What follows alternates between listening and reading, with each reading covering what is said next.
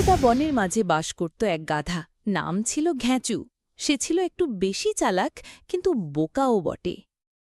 ঘ্যাঁচু বনের মধ্যে হাঁটছিল।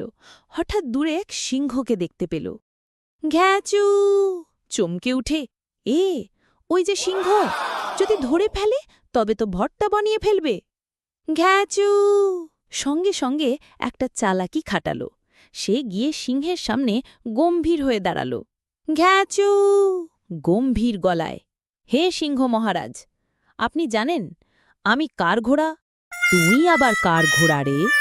আমি রাজবাড়ির জাদুকরের ঘোড়া। আমি মানুষের ভাষা বুঝি আর জাদু জানি। সিংহ একটু ভয় পেয়ে গেল। সে ভাবল, যদি সত্যি জাদু জানে তবে তো বিপদ। আচ্ছা, আমি এখন যাচ্ছি। তুই কিন্তু কিছু করলে কিন্তু গর্জে উঠব। গাধা খুশিতে নাচতে লাগল। হা হা হা হা, ধোকা দিলাম, আমি তো আসলেই কোনো জাদুকর না। পরদিন সিংহ আবার এলো গাধার কাছে। এবার সঙ্গে আনলো এক শেয়াল। এই শেয়াল সব জানে।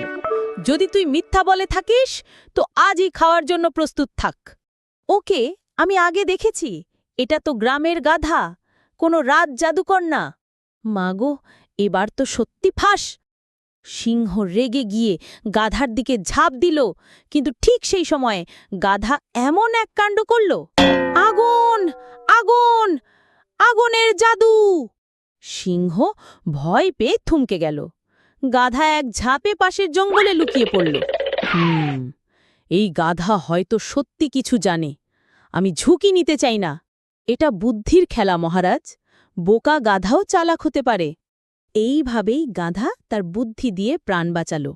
কখনো কখনো ভয় না পেয়ে মাথা ঠান্ডা রাখলে বুদ্ধি জীবন